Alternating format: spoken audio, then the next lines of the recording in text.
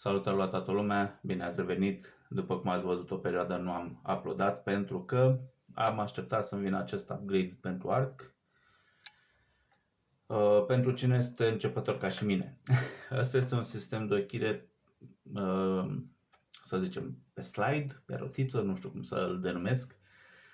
În ideea că acest sistem de ochire este foarte bun, mai ales pentru distanțe mai mari. Și o să vă și explic. O să-l și desfacem. Eu deja am scos capsele.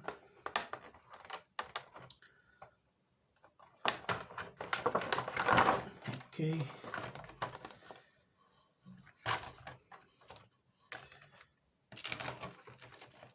Avem aici și șuruburile pentru el. Aici practic spune cum să facem reglajul acestui sistem de ochire. Deja știu pentru că m-am tot uitat pe internet. Aici avem niște side tapes. Dar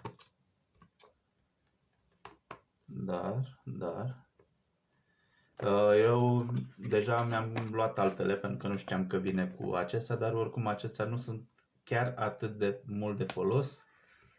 Și vă spun și de ce. Ai nevoie și de acel site pe care îl folosești pentru a-ți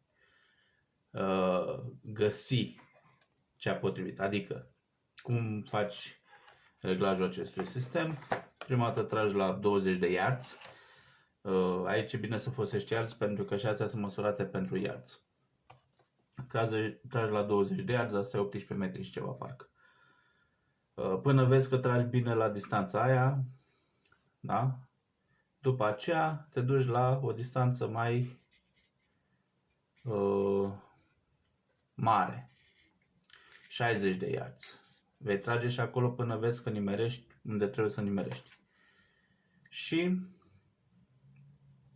ai acel side tape pentru reglaj, pentru control, unde tu când ai tras la 20 de yards și ți-ai stabilit, vei lipi aici să-ți vină 20-ul și după aceea când tragi la 60, tu practic ai mutat sistemul de ochire, da? Să zicem, tragi la 60 și vezi unde îți va nimeri, să zicem, va scrie de exemplu 15 și te uiți, nu, banda cu numărul 15 este aceasta, asta o lipesc, da? Pentru că în funcție de arcul pe care îl folosești, adică viteză, putere, săgețile pe care le folosești, o să ai diferite rezultate. De asta, de exemplu, ți-ai montat acest sistem pe arc. Dacă, de exemplu, îți vei schimba săgețile ca și greutate, va trebui să repeți acest procedeu. Pentru că nu se vor duce la fel săgețile de, nu știu, vă dau exemplu, 400 de grains cu săgețile de 550 de grains. O săgeată mai grea zboară puțin mai încet, evident, se va duce mai jos decât cea care este mai ușoară. Și atunci nu poți să folosești același lucru. De asta, în momentul când îți instalezi un astfel de sistem pe arcul tău, cam ideal ar fi să folosești aceleași tipuri de săgeți. Ai aici și pentru a-ți folosi a-ți monta un sistem de la de iluminat și, evident, dacă vrei să tragi la distanțe foarte mari, poți să montezi lentilă de mărire. Da?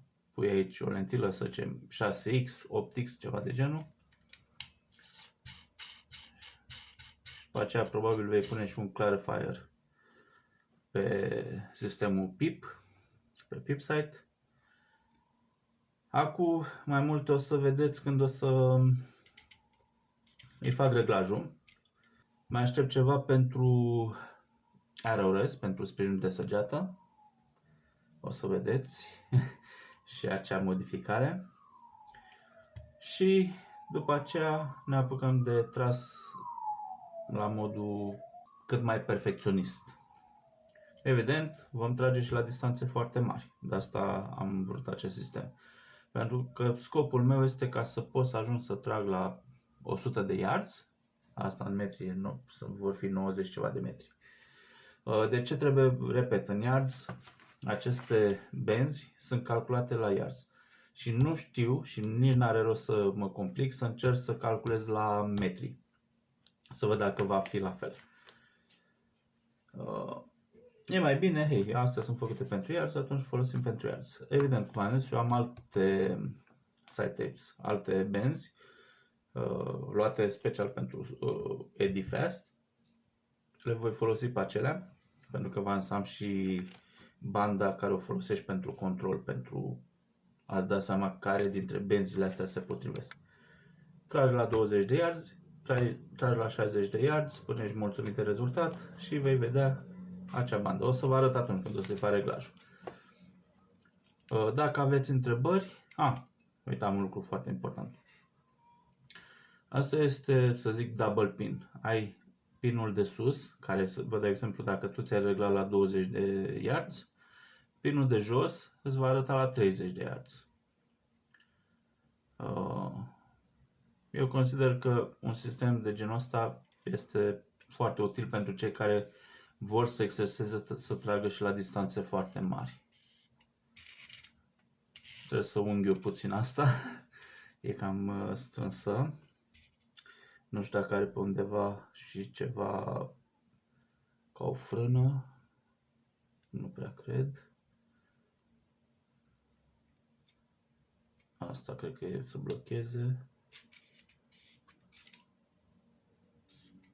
Acum parcă se mișcă mai bine. Pentru că asta când o să-l montez parc, o să vă arăt, trebuie să-i reglezi 3 axe.